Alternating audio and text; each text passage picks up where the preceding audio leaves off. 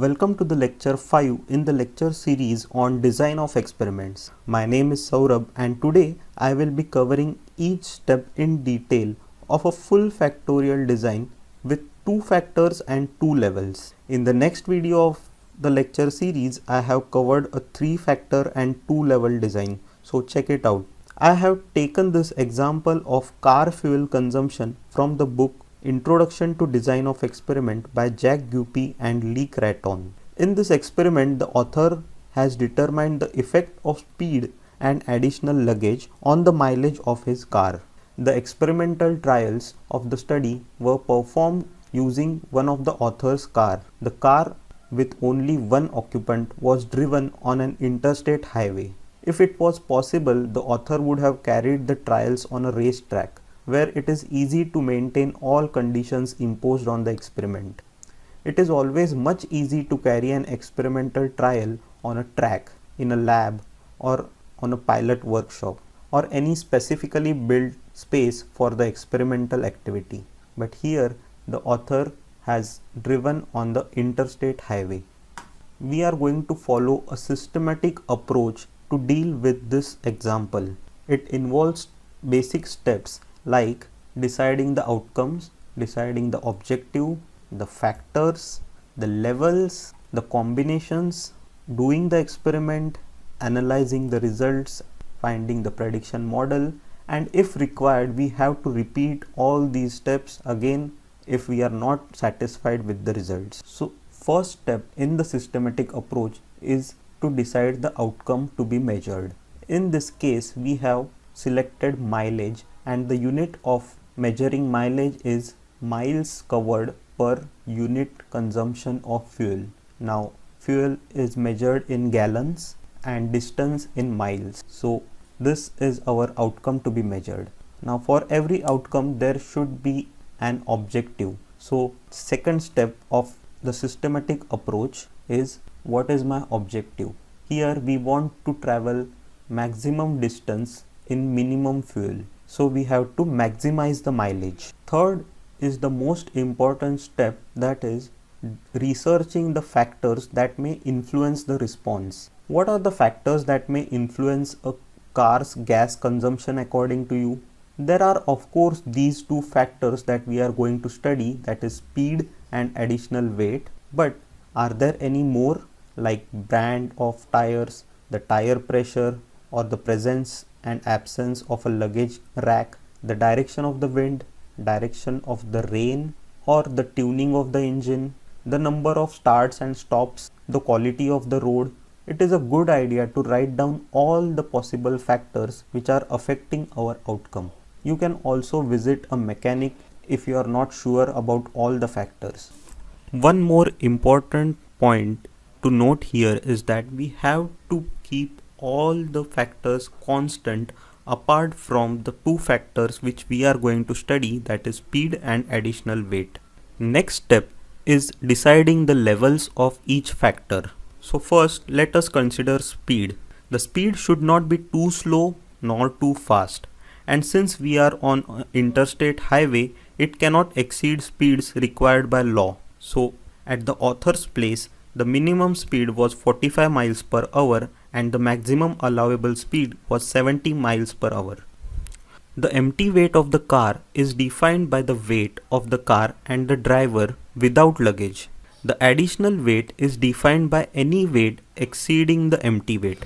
If there are 3 additional people and each carries 25 pounds of luggage, the additional weight is approximately 3 into 150, that is 450 pounds for the passengers, and 4 into 25, that is 100 pounds for the luggage of the 3 passengers and the driver. Therefore, there are about 550 pounds of additional weight. Rather than bothering any people to sit in the car for the test, the author used 550 pounds of cast iron weights on the seats and in the trunk. The low level of the additional weight factor is the driver and the car alone, without weights. So, the high level of the additional weight factor of the car is the car itself, the driver, and the additional load of 550 pounds distributed evenly in the car. You have to note that if you are using 600 pounds and driving at a speed of 100 miles per hour, we cannot use the predictive model we will derive in the next stage to predict the mileage. Next step is to plan the experiment. Having two factors, each taking two levels, the simplest design to choose is a 2 raised to 2 full factorial. Thus, it will have 4 trials where we change the speed fast and we change the sign of the additional weight in a slow way to get the 4 combination for our trials. You can see that each combination is unique. Here, the point to be noted is -1 is used for low levels and +1 is used for high levels. Next step is to implement the experiment. This is the most technical part of the study. The experimental trials must be carried out carefully and it is necessary to be sure of the results quality. In this example, the order of the tests is not really important.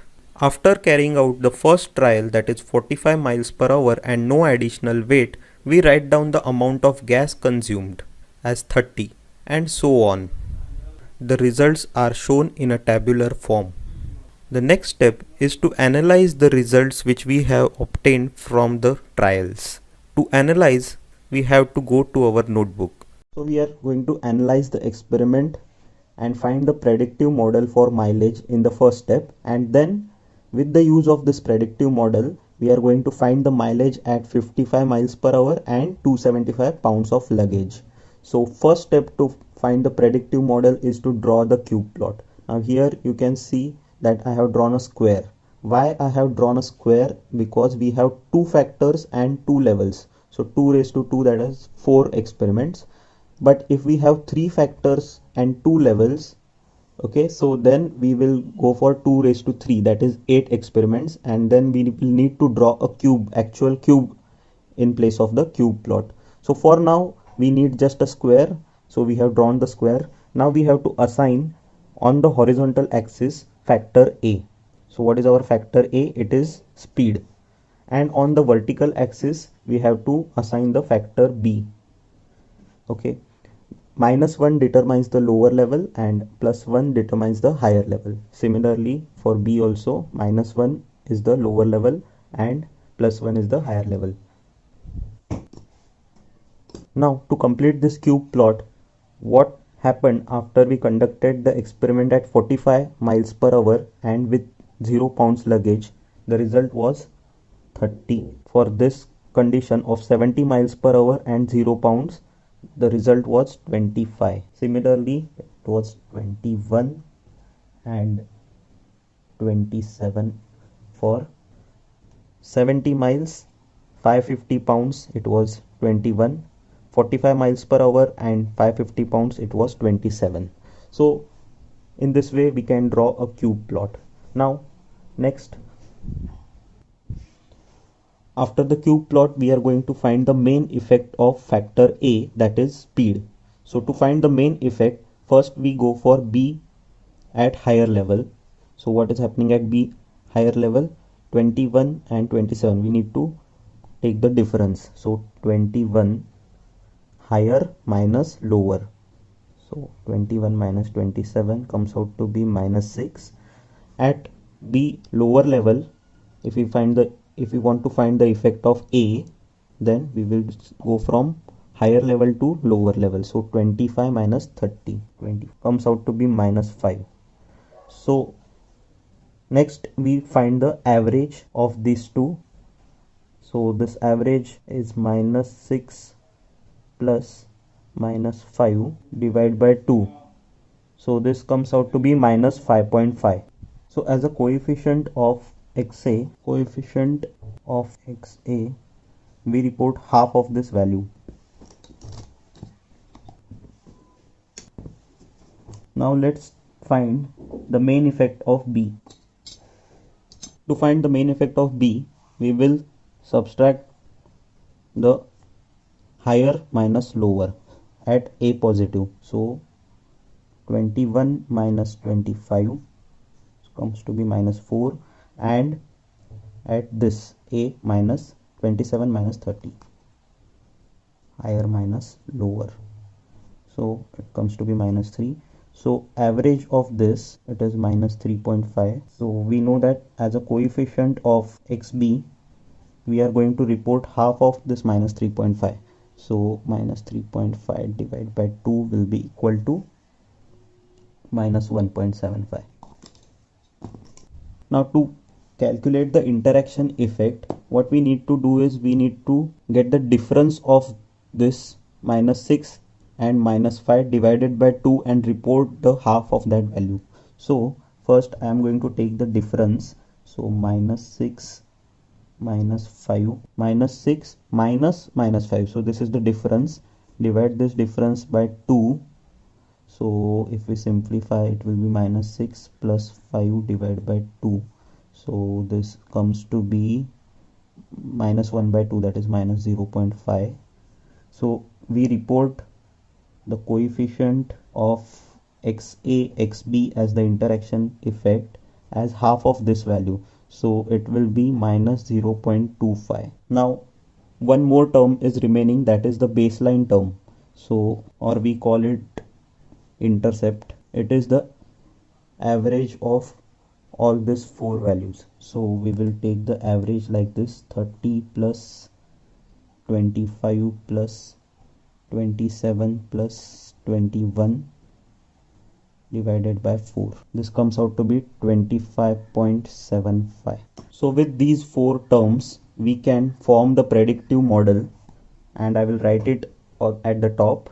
So y equals to, first we have to mention this term 25.75, that is the baseline or the intercept, then plus effect of XA, so minus 2.75 and XA, then coefficient of XB, that is minus 1.75, and then the interaction effect coefficient minus 0.25 XA XB. So we have successfully formed the predictive model for finding the mileage for this model. With the help of this model, we are going to find the mileage at 55 miles per hour and 275 pounds of luggage. So I will write the prediction model again. Here I want to remind you that we have assigned coded values for the levels. So for factor A level, lower level, we had given minus 1 as coded value, and for higher level we of 70 miles per hour we had given plus 1 as coded value. Similarly for 0 pounds and 550 pounds we had given coded values of minus 1 and plus 1. To predict the mileage at 55 miles per hour and 275 pounds of luggage, we need to put coded values of 55 miles per hour in place of XA here and here. In the same way, coded value for 275 pounds here and here, because it is factor B. So in place of XB we will put coded value of factor B. So to find the coded value of 275 pounds of luggage, let's find it out. We have seen that for 0 pounds, that is a lower level, we had assigned a coded value of minus 1, and for higher value we had given plus 1. So now if I want to go from minus 1 to plus 1, okay, if I walk from here minus 1 to plus 1 on this line, I will walk a total of minus 1 to 0 and 0 to 1. So 2 units, 2 kilometer, let's say. So now if I want to find the value at 0, that will be exactly at the midpoint of this. So if we want to find the actual value of 0, it will be 0 plus 550 divided by 2. So it comes out to be 275. So we can say that we have found the coded value for 275 pounds as 0. So in this equation, if we substitute 0 in place of XB, then these terms will become 0. So we are left only with this to predict the mileage.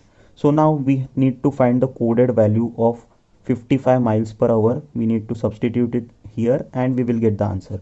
So this is the tricky part. So pay close attention when we find the coded value for 55 miles per hour. Similarly, 45 was the lower level, so we had assigned -1, and 70 was the higher level, so we had assigned +1 as the coded value. Now what will be the actual value at the midpoint, that is 0? So it will be the average of 45 and 70. So if we find the average, it comes out to be 57.5. So you can see that we don't want the coded value for this 57.5, but we want it for 55 miles per hour.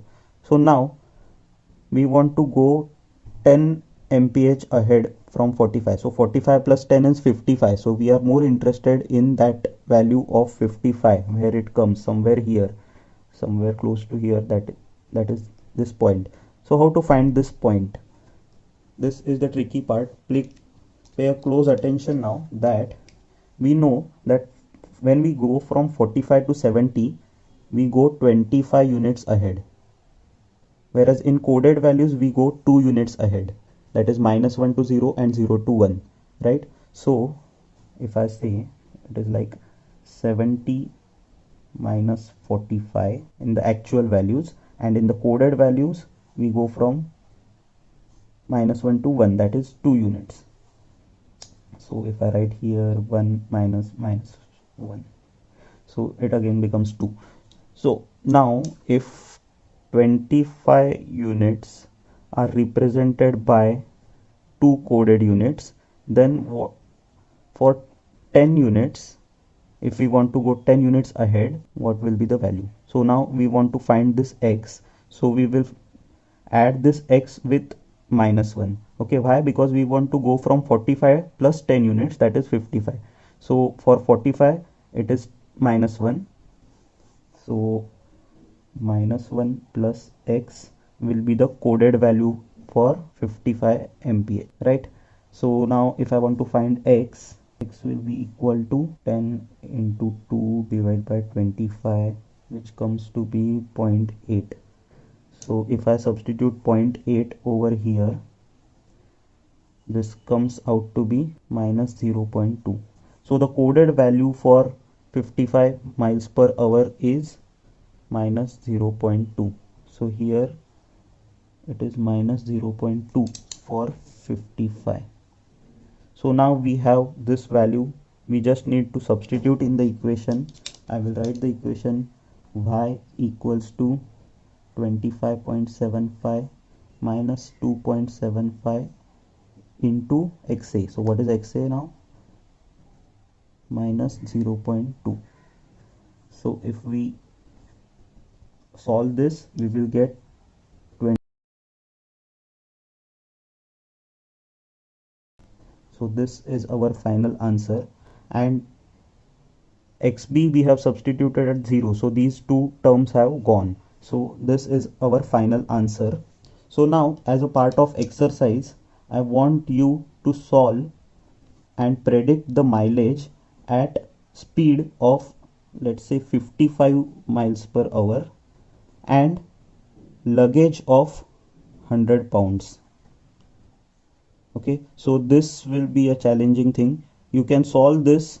We have the answer. We know that the coded value for this is -0.2, and the coded value of xb you need to find out by the same method.